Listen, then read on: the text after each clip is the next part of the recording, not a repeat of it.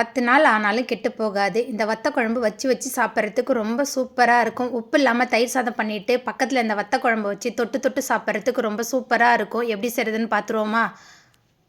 அடுப்புல கடாய் வச்சு 4 table spoon எண்ணெய் சேர்த்து, எண்ணெய் சூடான பிறகு 25 சின்ன வெங்காயம், 20 பூண்டு பல், பொடியா நறுக்குன 4 தக்காளி சேர்த்துட்டு நல்லா வதக்கிடலாம். கூடவே கொஞ்சமா கருவேப்பிலை, 1 டேபிள் ஸ்பூன் மிளகு, 1 டேபிள் ஸ்பூன் சீரகம், 7 டேபிள் ஸ்பூன் குழம்பு மிளகாய் தூள் சேர்த்துட்டு நல்லா வதக்கிட்டு அடுப்பு ஆஃப் பண்ணிவிட்டு ஆற வச்சிடலாம். ஆறினதுக்கப்புறம் மிக்சியில் மாற்றிட்டு நல்லா விழுத அரைச்சி எடுத்துகிட்டு வந்துடலாம்.